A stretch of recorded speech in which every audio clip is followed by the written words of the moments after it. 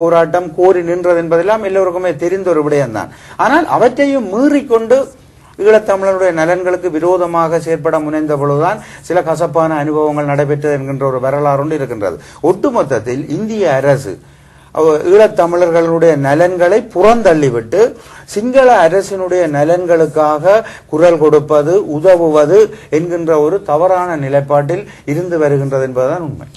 நீங்கள் அவ்வாறு சொன்னாலும் கூட இந்தியாவுக்கு மிக பெருமளவிலே பொருண்மைய நலனை வழங்கக்கூடியதாக இப்பொழுது கொழும்பு அரசாங்கத்தினுடைய கரங்கோப்பு இருந்து வருகிறது. உதாரணமாக நீங்கள் பார்க்கலாம், ஈரானிலிருந்து பாகிஸ்தானூடாக இந்தியாவுக்கு குழாய் வழி எரிவாயு வருகின்ற ஒரு திட்டம் இருக்கிறது. அதே நேரத்திலே ஈரானிடமிருந்து ஸ்ரீலங்கா எண்ணெய் ஏதோ ஒரு ஒப்பந்தத்தின் அடிப்படையில் கொள்வனவு செய்கின்ற ஒரு பிராந்திய ஒப்பந்தம் வருகிறது. அதே நேரத்திலே ஸ்ரீலங்காவினுடைய எண்ணெய் படுகைகள் என்று சொல்லப்படுபவை இப்பொழுது இந்தியாவினுடைய நிறுவனம் ஒன்றுக்கு வழங்கப்படுகிறது. ஆகவே இந்த பிராந்திய ரீதியாக ஏற்படக்கூடிய இந்த பொருளாதார கூட்டு ஒப்பந்தங்களுக்காக அவர்கள் ஸ்ரீலங்காவை தன்னுடைய வளைத்து போடுவதற்கோ அல்லது அரவணைத்துக் கொள்வதற்கோ முயற்சிக்கலாம் இல்லையா? நீங்கள் அதே பார்க்கிறீர்கள். கொழும்போடையான இந்திய அரசினுடைய அந்த பொருண்மைய உறவுகள் இந்திய அரசுக்கு ஒரு பெரிய பொறுமைய நன்மைகளை பெற்றுக் கொடுக்கின்றது என்ற கருத்தை உண்மையில் ஏற்றுக்கொள்ள முடியாது. அது ஒரு புறம் இருக்கட்டும். அடுத்தது இலங்கையினுடைய எண்ணெய் வளம் பற்றி கூறினீர்கள். உண்மையில் அந்த இலங்கையினுடைய எண்ணெய் வளம் என்று சொல்லப்படுகின்றது. அந்த எண்ணெய் வளத்தில் பெரும்பகுதி எங்களுடைய தமிழீழ நிலப்பரப்பிலும் கடற்பரப்பிலும் தான் அந்த இனங்காணப்பட்டதாகத்தான் அந்த தகவல்கள் தெரிவிக்கின்றன. எனவே இங்கேயும் ஒரு பிரச்சனை இருக்கின்றது என்றால் இந்திய அரசுக்கு இருக்கின்றது. இங்கே ஈழத்தமிழ் மக்களினுடைய பொருண்மைய வளமாகத்தான் அதை நாங்கள் கருதுகின்றோம். நீண்ட காலமாக வரலாற்று காலம் தொடக்கம் இங்கே ஒரு 2 அரசுகள், தமிழர்கள் புறம்பாக சிங்களவர்கள் புறம்பாக என்று 2 அரசுகள் இருந்ததற்கான நவீன சாட்சியங்களே இருக்கின்றன. அந்நிய காலனித்துவவாதிகள் இங்கே வரும் வரை அல்லது அவர்கள் வந்த பின்னரும் கூட அவர்களே அந்த 2 அரசுகள் இருந்த என்ற விடயங்களை அவர்கள் வெளிப்படுத்தி இருக்கின்றார்கள். அது தவிர இன்றைக்கு ஒரு பெரிய விடுதலை போராட்டம் இங்கே நடக்கின்றது. ஒரு தமிழர்கள் தங்களுடைய தேசியத்தை தங்களுடைய தாயகத்தை முன்னிறுத்தி ஒரு விடுதலை போராட்டம் இங்கே நடந்து கொண்டிருக்கின்றது. அந்த விடுதலை போராட்டத்தில் தமிழ் மக்கள் ஒட்டுமொத்தமாக ஒருமித்த சக்தியாக திரண்டு நின்று சிங்களத்தினுடைய ஒரு மிகப்பெரிய பலம் வாய்ந்த அந்த ராணுவ படைகளுக்கு எதிராக போராடி கட்டுப்பாட்டு நிலங்களையும் வைத்துக் கொண்டு ஒரு போர் புரிகின்ற ஒரு தன்மை ஒன்று இங்கே இருக்கின்றது.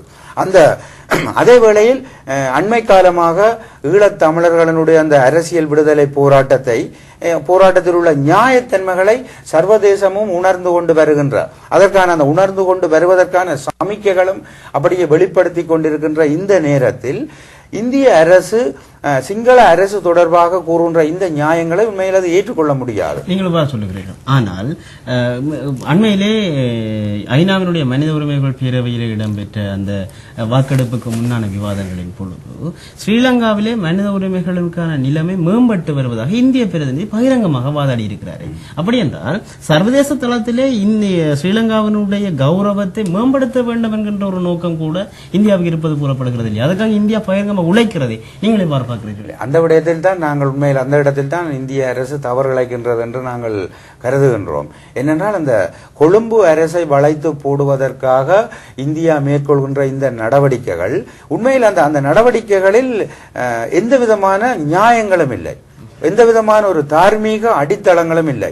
சர்வதேச மனித உரிமை அமைப்புகள் இன்றைய குறிப்பாக ஐரோப்பிய நாடுகள் மேலத்தைய நாடுகள் என்பவை சிங்கள அரசினுடைய அந்த மனித உரிமை மீறல்களை வடிவாக அப்பட்டமாக வெளிப்படுத்திக் கொண்டுதான் இருக்கின்றன. நாங்கள் இங்கே சொல்லலாம் என்றால் அந்த மனித உரிமை மீறல்கள் என்கின்ற வார்த்தை பிரயோகம் உண்மையில் அதை விட அதிகமான அளவில் சிங்கள அரசு தாக்குதலுக்கு உள்ளாகின்றது என்றால் நாங்கள் கருதுகின்றோம். என்றால் இங்கே ஒரு இனக்கொலைக்காகத்தான் அந்த இனக்கொலையினுடைய ஒரு அம்சமாகத்தான் அந்த மனித உரிமை மீறல் என்கின்ற அந்த விடயத்தை சர்வதேச சமூகம் அதை சுட்டிக்காட்டுகின்றது. சர்வதேச சமூகம் சிங்கள அரசை சுட்டிக்காட்டி தட்டி கேட்டு ஏதோ ஒரு விதமான அழுத்தங்களை போட்டு ஏதோ ஒரு நடவடிக்கைகள் எடுக்க முனைகின்ற அந்த நேரங்களில் இந்திய அரசு சிங்கள அரசை பாதுகாக்க முனைவது என்பது உண்மையில் ஒரு மேலும் மேலும் ஈழத் தமிழர்களுக்கு ஒரு வருத்தம் அளிக்கின்ற ஒரு விடயமாகத்தான் வருகின்றது. இதே நேரத்தில் இன்னொரு சம்பவம் நடைபெறுது. பிரான்சிலே இந்த பட்டினிக்கு எதிரான அமைப்பு என்கின்ற அமைப்பு தன்னுடைய 17 தொண்டர்களை தான் மூதூரில் இழந்தது தொடர்பாக ஸ்ரீலங்காவினுடைய நடைமுறைகளும் கட்டமைப்புகளின் மீதான தன்னுடைய நம்பிக்கை இழப்பின் வாயிலாக ஸ்ரீலங்கா அரசாங்கத்தை பன்னாட்டு நீதிமன்றத்தின் முன் கொண்டு வந்து நிறுத்துவதற்கு முயற்சித்து வருகிறது. இந்த நேரத்திலே ஸ்ரீலங்காவை பன்னாட்டு தளத்திலே காப்பாற்றுவதற்கு இந்தியா முயற்சித்து வருகிறது. ஒட்டுமொத்தமாக இந்த நிலைமை உணர்த்துவது என்ன என்று நீங்கள் என்ன சொல்றீங்க?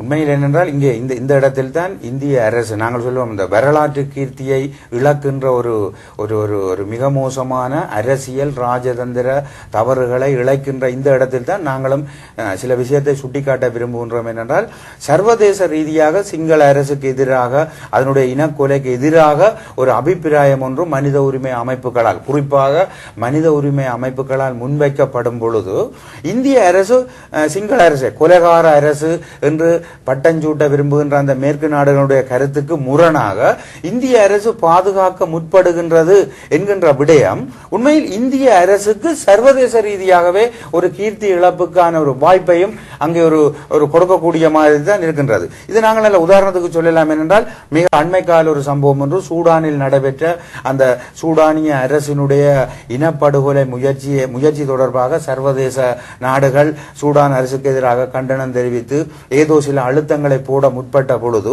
சீனா சூடானிய அரசுக்கு சாதகமாக சில பரிந்துரைகளை செய்ய முற்பட்ட போது இதே விதமாகத்தான் சீனாவுக்கு எதிராக சர்வதேச சமூகத்தினுடைய கருத்து நிலையில் ஒரு எதிர்ப்பு நிலை ஒன்று தோன்றியது. சீனா ஒரு கொலைகார அல்லது ஒரு இன அழிப்பு அரசுக்கு முண்டு கொடுக்க முனைகின்றது. சர்வதேசம் ஒரு இனக்கொலை அரசை தட்டி கேட்டு அதை இனக்கொலையிலிருந்து தடுக்க முயலும் பொழுது சீனா அதுக்கு குறுக்கே நிற்கின்றது என்ற விதமான கருத்துக்கள் மிகவும் கடுமையாக பெறப்பட்ட ஒரு காலகட்டம் இப்பொழுது ஒரு 3-4 மாதங்களுக்கு முன்னர் இருந்தது.